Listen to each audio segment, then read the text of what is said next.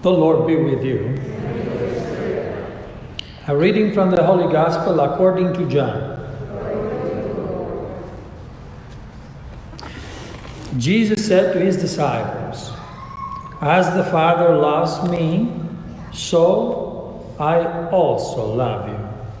Remain in my love. If you keep my commandments, you will remain in my love, just as I have kept my Father's commandments and remain in his love. I have told you this so that my joy may be in you and your joy might be complete. This is my commandment. Love one another as I love you. No one has greater love than this, to lay down one's life for one's friends. You are my friends if you do what I command you. I no longer call you slaves, because a slave does not know what his master is doing. I have called you friends, because I have told you everything I have heard from my Father. It was not you who chose me, but I who chose you, and appointed you to go and bear fruit that will remain, so that whatever you ask the Father in my name, he may give you. This I command you. Love one another." The Gospel of the Lord. Praise to you, Lord Jesus Christ.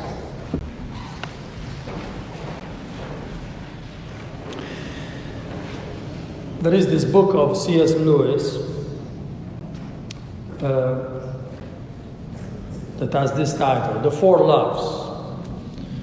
And yes, he distinguishes four kinds of loves, starting from philia, the love for friends; storge, the love for my family; then eros, the human love, the passionate love; and then agape, the love of God.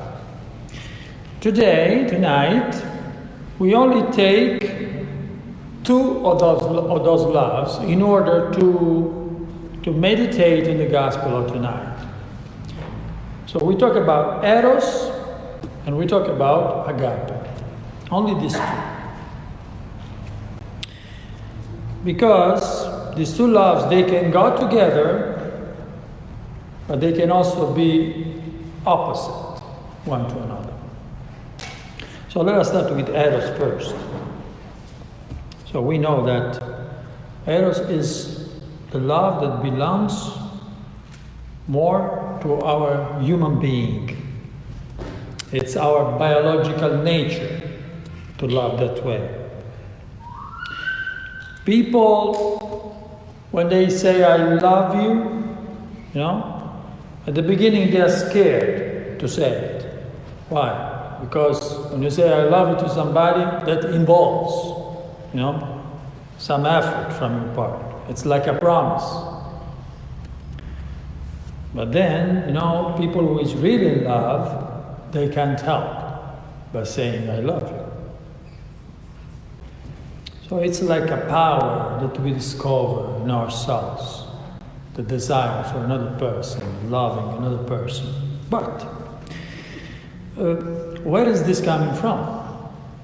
And I think it's important that we say that because it will help us to have like a map in order for you to distinguish which kind of love you are loving the people that you have around you. Because many times our way of loving is a mixture of all loves. So in order for you to realize what kind of love you are using in that moment. So, we start from the beginning. Everything was said by the Greeks and the Romans. And then, in time, somebody wrote some other books just repeating those things. In fact, if you go to see Plato, the philosopher, the Greek philosopher, the disciple of Socrates, okay? And the master of Aristotle. So Plato already said in one of his myths, there are many myths that Plato wrote. So one of those is the myth where he talks about love. And he says that Eros was the son of Penia. Penia, also English comes from Greek. There is a lot of Greek and a lot of Latin even in English, even though it's an Anglo-Saxon language, but there is a lot of Greek. In fact, Penia remembers pain, right? But not actually pain. Penia means in Greek, poverty. Poverty. How come? How come that Eros is the son of poverty? Yes, of course. Because Plato says that kind of love is a love that is looking for what I'm missing. That's why Eros is a poorer love. Is more poor than agape, because agape is the son of richness, the richness of God. Eros is the son of Penia, the son of poverty. So, you are looking and the other person what you need. So you are not really looking to the person, but you are looking to yourself. That's why you like that person. Because there is something that you need. And yes, of course, it's also a dangerous love. Well, it's part of every love, of every good love, but it can also be dangerous because if you don't control it may bring you to selfishness, to exploiting somebody. Because you are not looking for that person, you are looking for you. That's why, a union that is only based on Eros may have some problem in time with faithfulness. Because the principle is that I'm not really caring for you, but I'm caring for myself. Because there is a lack behind me that I'm trying to fill. Agape, we said, comes from God. And here we are absolutely in the gospel. As the Father loves me, so I love you. You see, Jesus refers the love that he's teaching to his disciples straight forward from the Father.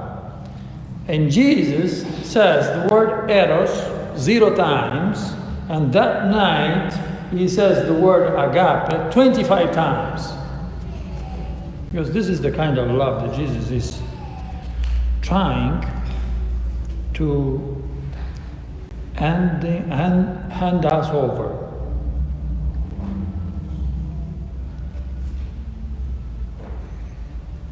Not only that, he's not only giving us that love, but he is also enabling us to love that way. Because, yes, if we can say that eros comes from earth, from human nature, agape comes from heaven, from divine nature. And here we go to the second reading, where John said that God is love.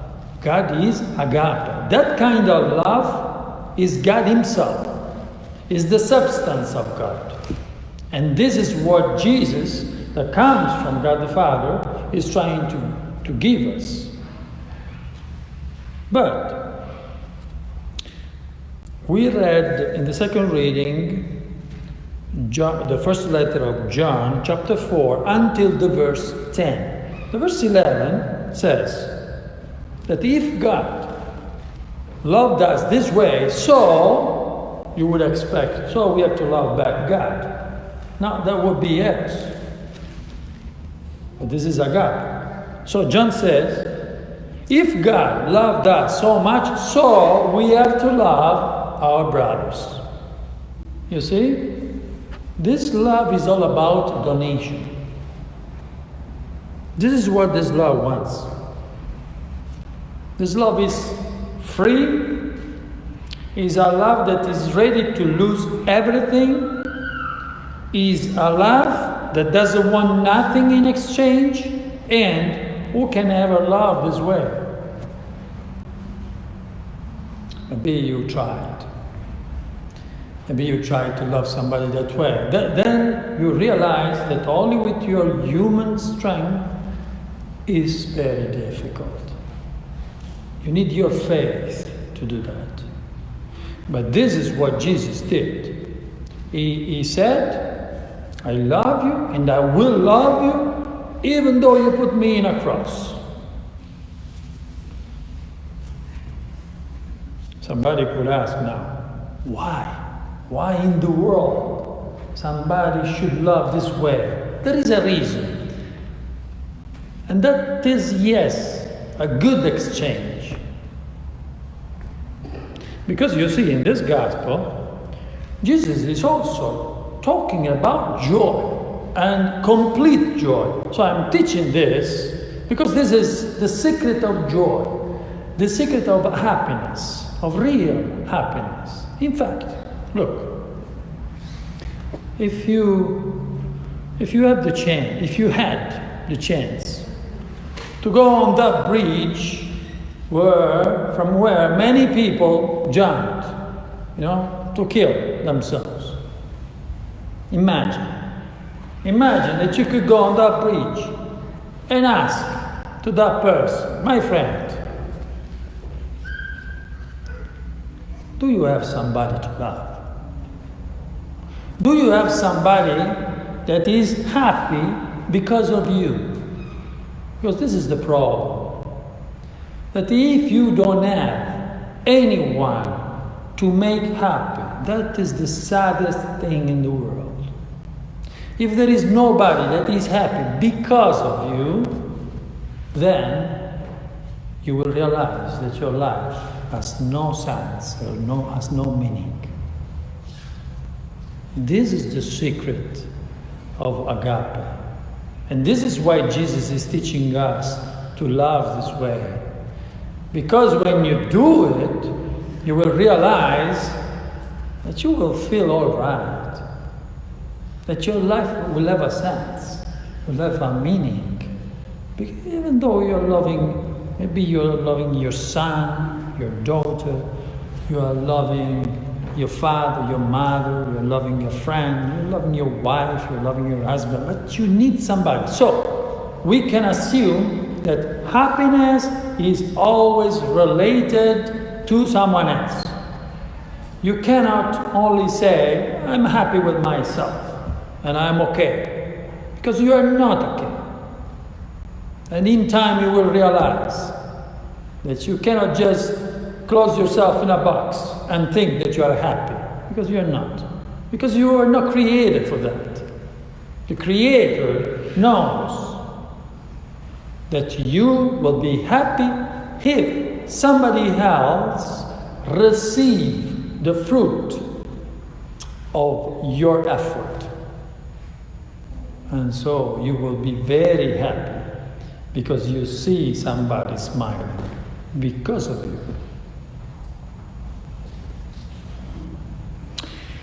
One last thing, Jesus makes a difference in between slaves and friends. Why?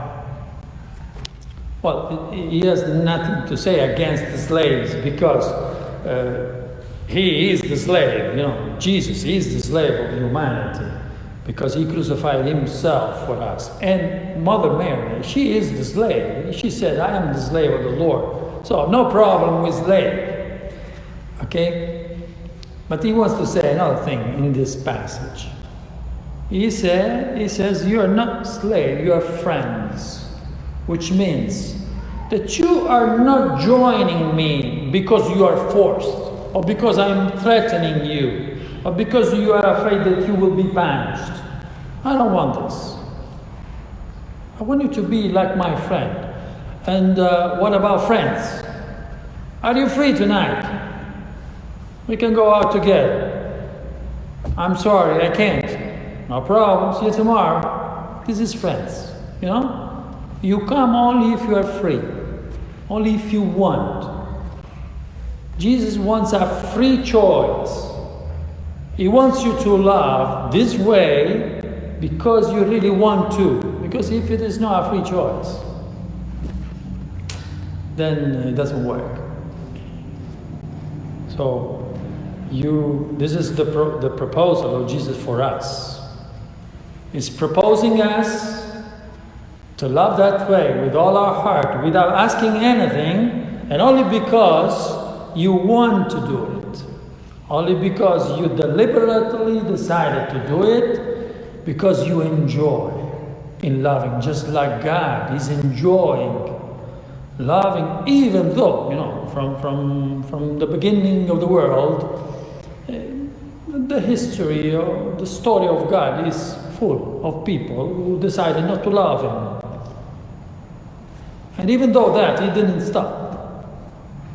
Because His substance is to love, because He is love, and He is that kind of love that if you try, you will realize that all our problems of meaning, of sense, I feel empty, I feel sad, I don't know what to do, I don't know why I'm here. Sometimes I think this is more common than you could ever imagine. Sometimes I think of killing myself. Sometimes I think that if I lose my life, I will be happier. So this show will be over. These thoughts are very often in our minds. Why? Because our minds are full of eros and not so full of agape, just like Jesus wants for us.